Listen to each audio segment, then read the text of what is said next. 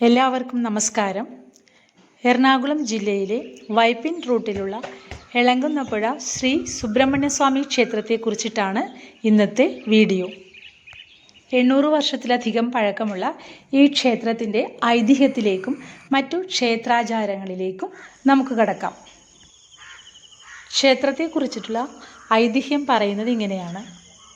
ഇന്ന് ഈ ക്ഷേത്രത്തിൽ കാണുന്ന സുബ്രഹ്മണ്യ വിഗ്രഹം ഒരിക്കൽ തമിഴ്നാട്ടിലെ തിരുച്ചെന്തൂരിൽ സനൽകുമാര മഹർഷികൾ പ്രതിഷ്ഠിച്ചിട്ടുള്ള വിഗ്രഹമായിരുന്നത്രേ. കാലപ്പഴക്കം ചെന്നപ്പോൾ അവിടെ പുനഃപ്രതിഷ്ഠ നടത്തുകയും പഴയ വിഗ്രഹം കടലിൽ ഒഴുക്കുകയും ചെയ്തു. ആ വിഗ്രഹം ഒഴുകി എത്തിച്ചേർന്നത് എളങ്കുന്നപ്പുഴയുടെ തെക്കുകിഴക്കായി സ്ഥിതി ചെയ്യുന്ന പനമ്പുകാട് എന്ന ദ്വീപിലാണ്. പനമ്പുകാടുള്ള ഒരു പുലയ സ്ത്രീക്കാണ് ഈ വിഗ്രഹം കിട്ടിയത് എന്നാണ് ഐതിഹ്യം പറയുന്നത്. അവർ അരിവാളിന് മൂർച്ച കൂട്ടിക്കൊണ്ടിരുന്നപ്പോൾ കരിങ്കല്ലിൽ നിന്ന് രക്തം പൊടിയുന്നത് കണ്ട് അവർ മോഹാലസ്യപ്പെട്ടു വീണു.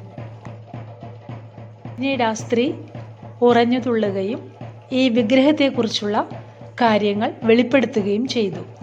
തിരുച്ചെന്തൂരിൽ നിന്നും ഒഴുകി വന്ന വിഗ്രഹമാണിതെന്നും അവിടെ പുനഃപ്രതിഷ്ഠ നടത്തിയെങ്കിലും ഈ വിഗ്രഹത്തിലെ ചൈതന്യം ഇപ്പോഴും നിലനിൽക്കുന്നുവെന്നും ഒരംശം മാത്രമേ അവർക്ക് ആവാഹിച്ചെടുക്കാൻ പറ്റിയുള്ളൂവെന്നും ഈ വിഗ്രഹം ഇവിടെ പുനഃപ്രതിഷ്ഠിക്കണമെന്നുമാണ് അവർ പറഞ്ഞത്.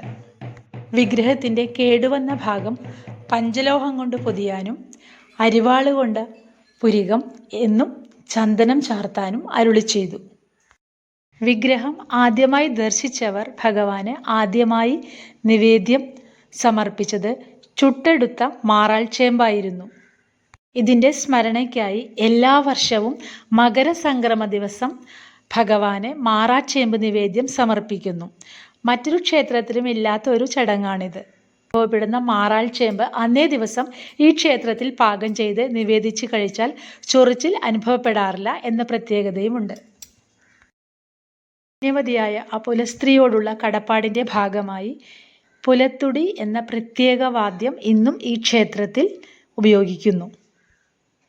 തിരുവിതാംകൂർ രാജാവിൻ്റെ കാലഘട്ടത്തിലാണ് ഇന്ന് കാണുന്ന രീതിയിലുള്ള ഈ മഹാക്ഷേത്രം സ്ഥാപിച്ചത്. ദർശനം കിഴക്കോട്ട് 5 പൂജയും 3 ശീവേലിയും നവകവുമുള്ള മഹാക്ഷേത്രമാണിത്. ഉപദേവതകൾ ശിവൻ, ഗണപതി, ശാസ്താവ്. വൃശ്ചിക മാസത്തിലാണ് ഇവിടുത്തെ ഉത്സവം. വൃശ്ചികത്തിലെ കാർത്തിക ആറാട്ടായി 10 ദിവസത്തെ ഉത്സവമാണ് ഇവിടെ കൊണ്ടാടുന്നത്. ക്ഷേത്ര ഉത്സവത്തിൻ്റെ 2 പ്രധാന ചടങ്ങുകളാണ് കച്ചേരിപ്പറയും പുറക്കൊടിയേറ്റും.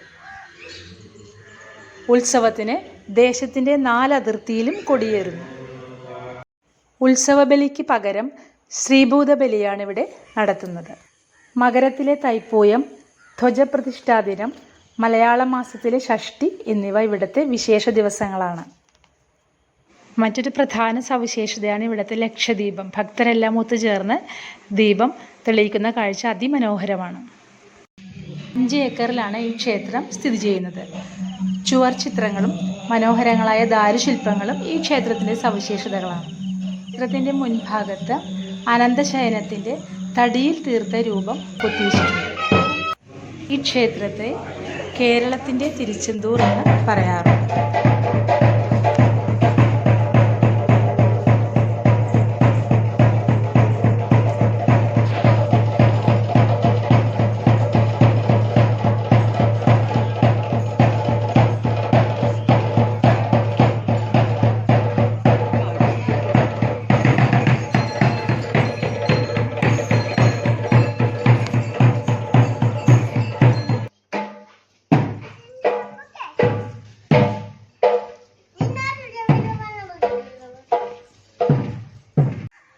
നാല് തന്ത്രിമാർക്കാണ് ഇവിടുത്തെ തന്ത്രം. ചേന്നാസ്, പൊതിയിൽ ചേന്നാസ്, ബബ്ലിയാസ്, കുറ്റാലക്കാട്ട്.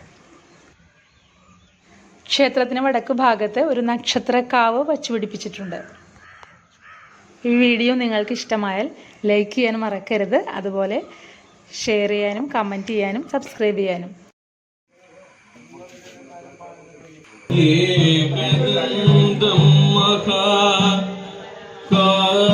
മഹാകായം ഏകദന്തം മഹാകായം സപ്തകാഞ്ചന സന്നിഭം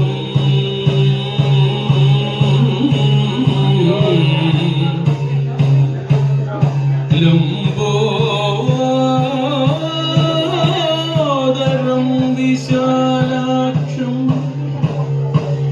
വന്ദേഹം ഗണനായകം വന്ദേഹം ഗണനായകം വന്ദേഹം ഗണനായകം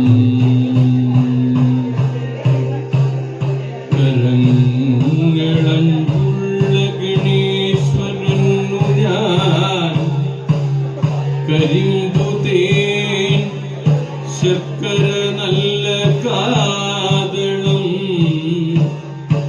കൊടുത്തിരിപ്പൻ പല